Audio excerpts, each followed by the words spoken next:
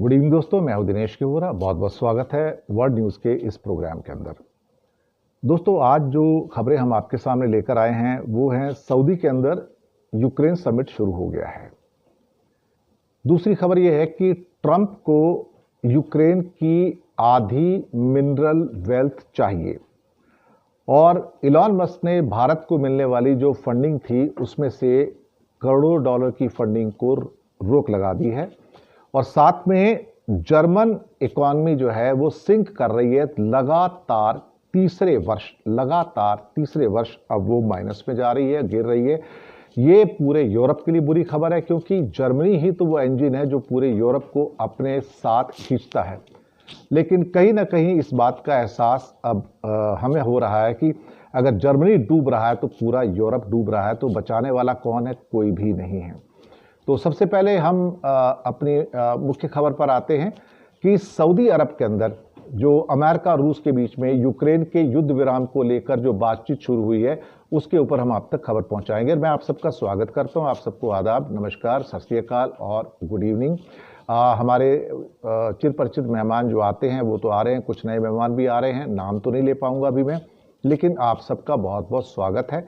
और आप world news को जो सपोर्ट करते हैं हम उसका भी शुक्रिया अदा करते हैं। कुछ एक दो दिनों से प्रोग्राम सही समय पर नहीं आ पा रहा है क्योंकि मैं आउट ऑफ सिटी हूं, तो नेटवर्क की काफ़ी समस्या है। उस समस्या के कारण हम शायद समय पर चीज़ों को नहीं कर पा रहे हैं, इसके लिए हम माफ़ी चाहते हैं। लेकिन कुछ दिन के लिए होगा तो तब तक हम इसके लिए रिग्रेट करते हैं, खेद व्यक्त करते हैं। लेकिन प्रोग्राम आपके पास आएगा और कैसे भी करके उसको अपलोड करके आप तक पहुंचाने का हमारा प्रयास रहेगा। तो पहली खबर जो हम आप सब लेके आ रहे हैं कि सऊदी में अमेरिका और रूस के बीच में जो यूक्रेन युद्ध विराम के लिए जो बातचीत शुरू हुई है वो प्रारंभ हो गई है। ज़ेलेंस्की को फिलहाल थोड़ा किनारे पर रखा गया है। ये जो खबर है कि जहां पर अमेरिका की ओर से उनके फॉरेन मिनिस्टर मार्को रूबियो हैं, साथ में लावरोव साहब जो हैं वो विदेश मंत्री हैं रशिया के, वो उसमें शामिल हैं। यूक्रेन को इस बैठक में शिरकत करने के लिए बुलाया नहीं किया है और यूरोप की ओर से एक फिक्र जाहिर की गई है कि आप हमें इस बातचीत में क्यों शामिल नहीं कर रहे हैं, जबकि हमने यूक्रेन को हथियार दिए हैं, पैसे दिए हैं, सपोर्ट दिए हैं, लेकिन अब आप शांति की बातचीत करना चाहते तो हम इस बातचीत में शामिल ही नहीं हैं। ऐसा कैसे हो रहा है? सऊदी अरब में ये बैठक दरअसल रूसी हमले के ऑलमोस्ट समझो तो 3 साल के बाद, फरवरी के अंदर वॉर शुरू हुई थी, ये फरवरी चल रहा है और अमेरिका की भूमिका इसमें सबसे अहम मानी जा रही है। और ये भूमिका तब ज़्यादा उजागर हुई जब ट्रंप और व्लादिमीर पुतिन की आपस में एक ठोस बातचीत हुई थी कि हमें इसके हल के बारे में कुछ न कुछ ज़मीन पर ज़रूर करना चाहिए। सऊदी को चुना गया एक मध्यस्थ की भूमिका में, यानी कि एक मीडिएटर की भूमिका में। यूक्रेन को नहीं बुलाया गया। शायद ज़ेलेंस्की को ये बुरा तो लगेगा और वो कहते हैं कि कोई भी आप एक पक्षीय प्रस्ताव लेकर आते तो वो हमें मंजूर नहीं होता है। अगर आप यूक्रेन को इस बातचीत में शामिल नहीं करते और मेरे ऊपर आपस में कोई निर्णय लेके अगर थोप देते हैं तो मैं आपको यकीन से कहता हूं, ज़ेलेंस्की का कहना है कि हम इस वॉर को जारी रखेंगे, हम आपके द्वारा थोपे गए समझौते को लागू नहीं करेंगे और उसके बाद जो आपकी मर्जी हो वो कीजिए, लेकिन हम आपका कहना नहीं मानेंगे। एक तरह से एक डिफाई करने की भूमिका में ज़ेलेंस्की आए हैं। दूसरी बात, यूरोपियन यूनियन को भी शामिल नहीं किया गया। अब ये सारे वो नेता थे यूरोपियन यूनियन के जिन्होंने खुलकर इस नेटो के रूप में खुलकर भाग लिया, हथियार दिए, सपोर्ट दिया, लॉजिस्टिक प्रदान किया, लेकिन उसके बाद अब उनको भी बाहर कर दिया गया है। तो उनकी जो नाराजगी है या उनके जो एतराज़ात हैं उसको किस ढंग से देखा जाए? तो ये एक निष्पक्ष और क्या कहते हैं स्थायी शांति के लिए जो बातचीत हो सकती थी उसकी ओर एक ठोस कदम के रूप में देखा जाए, या फिर ये कहा जाए कि ये दो देशों की आपसी बातचीत है और फिर उसमें जो हल निकलेगा उसको थोपने की कोशिश की जाएगी। लेकिन अमेरिका की जो बदली हुई नीतियां हैं, खासतौर से नेटो के प्रति भी या ईयू के प्रति भी, उससे पूरी दुनिया चिंतित है, यूरोपियन यूनियन भी चिंतित है कि क्या होगा। अब सवाल ये पैदा होता है कि ये वरिष्ठ अधिकारी तो मिल रहे हैं और बिल्कुल लास्ट में जो मुलाकात होगी इसमें, वो मुलाकात ट्रंप और पुतिन की खुद होगी और वहां पर किसी समझौते के ऊपर सिग्नेचर भी होंगे। और ये हो जाता है तो उसका एक असर ये भी होगा कि जो रूस के ऊपर लगी सैंक्शंस हैं उनको हटाने का प्रोसेस भी स्टार्ट हो जाएगा। रशिया चाहता भी यही है कि युद्ध विराम हो जाए। 3 साल हो गए हैं, बहुत नुकसान हो चुका है, 10 लाख से ऊपर लोग मारे जा चुके हैं। भाई और कितने लोग मारे जाएंगे अल्टीमेटली, और अरबों डॉलर का भी नुकसान हो चुका है, अरबों खरबों डॉलर का नुकसान हुआ है, लोग हताहत हुए हैं, आपके पूरे जो कैपिटल सिटीज़ हैं शहर बर्बाद हुए हैं, तो राख के अंदर बदल गए हैं, मिट्टी में बदल गए, तो रोकना ज़रूरी है। अब क्या होगा क्या नहीं होगा ये तो कहना मुश्किल है, लेकिन ये बातें बहुत इम्पॉर्टेंट है और कई मायने में इम्पॉर्टेंट है, इसमें कोई अब संदेह वाली बात नहीं है।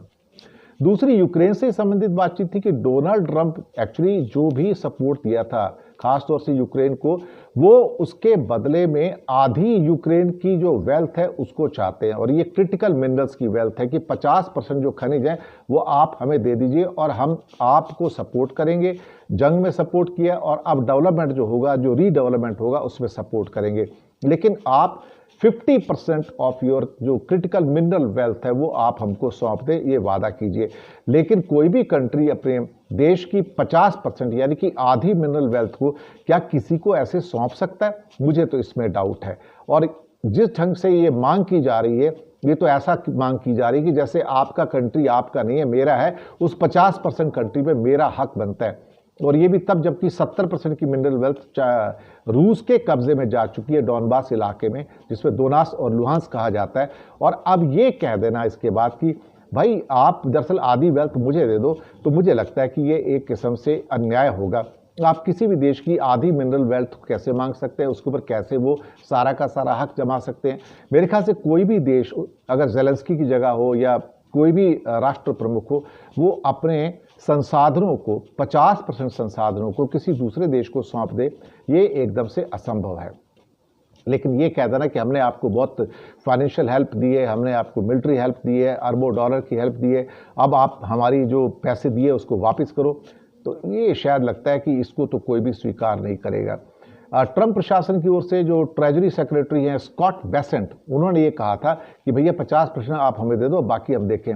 और ख़ास तौर से ग्रेफाइट, लिथियम और यूरेनियम, इन पे 50% का अधिकार जो अमेरिका का हो जाएगा अगर ये एग्रीमेंट दो देशों के बीच में होता है। लेकिन शायद इसे कोई मानने से मुझे लगता है तैयार तो होगा नहीं, और होना भी नहीं चाहिए। अल्टीमेटली कौन सा ऐसा देश होगा जो अपना आधा कंट्री उठा के मिनरल वेल्थ का दूसरे देश को सौंप देगा। इसके अलावा एक इम्पॉर्टेंट न्यूज़ है कि इलॉन मस्क ने जहां मोदी जी से बातचीत तो की है, लेकिन वही भारत को मिलने वाली जो करोड़ों रुपए की फंडिंग थी उसके ऊपर भी रोक लगाई है। ये फंडिंग किस किस्म की है, कौन सी फंडिंग थी? इसमें $21 मिलियन का एक फंड था। ये कौन सा फंड था, किस किस्म का था? तो इलॉन मस्क के जो डॉज मिनिस्ट्री है उसने अमेरिका इंटरनेशनल जो प्रोजेक्ट्स हैं इसमें भारत के लिए वोटर टर्नआउट की पहल के लिए $21 मिलियन का फंड था, उसको कैंसिल कर दिया है। सवाल ये पैदा होता है कि भारत के चुनाव में विदेश की जो भागीदारी है वो क्यों होनी चाहिए, ये पहले क्यों हुई थी, और ये पैसा क्या दिया गया था? और ये कहा जा रहा है कि US tax payer dollars were going to be spent on the following items all which have been cancelled. $10 million for Mozambique voluntary medical male circumcision, $9.7 million for UC Berkeley to develop something, वो उसके देश के बारे में सारा का सारा निकल के आया था। और इसी सिलसिले में जो एक क्या कहते हैं कि भारत के अंदर भी एक था जिसमें $486 million to the consortium for elections and political process strengthening, including $22 million for inclusive and participatory political process in Moldova and $21 million for voter turnout in India.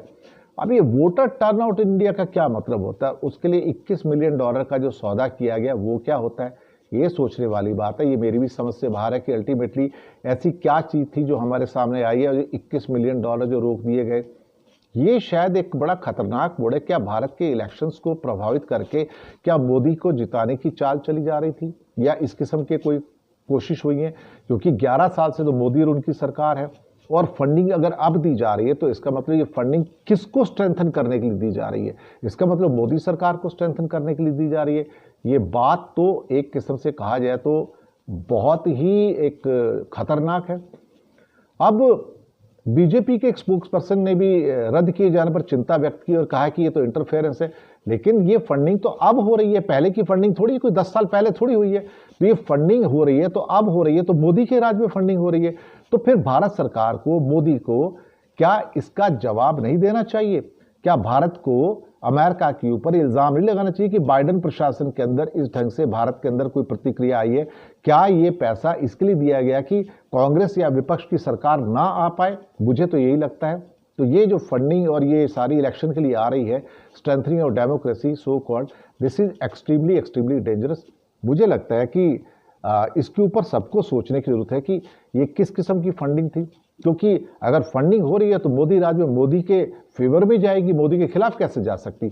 अगर मोदी के खिलाफ जा रही होती फंडिंग तो क्या मोदी उसके लिए अब तक बाइडेन से बात नहीं करते थे या ट्रंप से बात नहीं करते थे?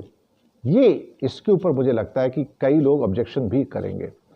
एक और खबर है जो लास्ट खबर है, जहां पर जर्मनी की इकॉनमी तीसरे साल फिर से सिकुड़ने जा रही है। अगर जर्मनी गिर रहा है, उसकी इकॉनमी में 0.5% की गिरावट है, और अगर उसकी इकॉनमी गिर रही है तो आप यकीन मानिएगा फिर कौन सी ऐसी इकॉनमी होगी जो ऊपर जाएगी? फिर तो कोई भी नहीं जा सकती है। मैं तो इस बात को मान के चलता हूं।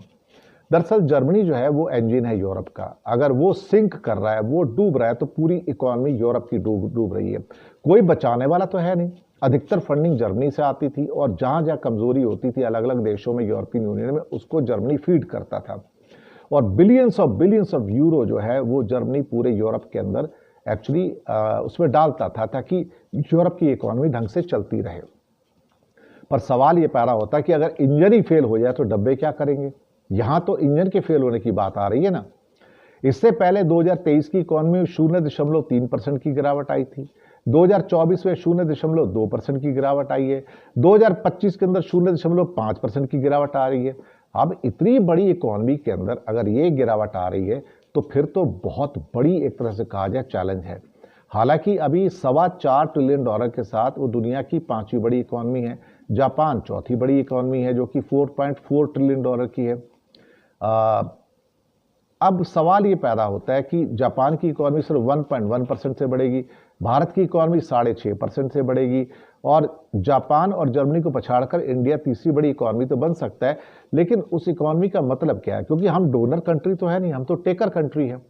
देखिए, बड़ी इकॉनमी बनने का मतलब होता है कि आप डोनर कंट्री हैं, आप किसी से पैसे या फंडिंग नहीं लेते। एडीबी की हो, वर्ल्ड बैंक की हो, आईएमएफ की हो, या किसी और फाइनेंशियल इंस्टीट्यूशन की फंडिंग आप नहीं लेते हो। तो कटोरा लेके आप लोगों के सामने नहीं घूमते हो। लोगों से आप पैसे लेते नहीं, लोगों को पैसे देते हो, कंट्रीज को पैसे देते हो, तो तभी आप दुनिया के रिचेस्ट कंट्री में आते हो। तो वो कंडीशन तो भारत के साथ नहीं है। भले ही आपकी इकॉनमी 5वीं से बढ़कर तीसरी हो जाए, लेकिन हाथ में कटोरा तो रहेगा ना आपके। तो आपको इज्जत तो नहीं मिलेगी ना तीसरी बड़ी होके। जो इज्जत चाइना कमांड करता है एज ए डोनर इकॉनमी, हम तो उसके लिए बिल्कुल भी तैयार नहीं रहते, हमको तो नहीं मिलती है। तो दोस्तों, ये थी आज की हमारी वर्ल्ड न्यूज़ के अंदर पेशकश। उम्मीद है आपको पसंद आएगी और आप फीडबैक ज़रूर दीजिएगा। हाँ, जो नेटवर्क की समस्याएं हैं वो आपके सामने हैं, लेकिन उसके लिए हम खेद व्यक्त करते हैं। आगे पीछे समय के ऊपर थोड़ा हो रहा है, समय पर हम पुटअप भी नहीं कर पा रहे हैं। और फीडबैक दीजिएगा और साथ में हमारे चैनल को सब्सक्राइब कीजिएगा। हो सके तो छोटी छोटी आर्थिक मदद भी आप कर सकते हैं। बैंक अकाउंट नंबर और जीपे नंबर वो आपको पता है ऑलरेडी। तो छोटी छोटी अगर हेल्प करेंगे, मदद करेंगे, तो एक किस्म से कहा जाए तो आप अच्छी पत्रकारिता को बचाने में हमारा सहयोग देंगे। तो इसी के साथ विदा लेते हैं आपसे। मिलते हैं अगले अंक में बहुत जल्दी। शुक्रिया आपका। Good night.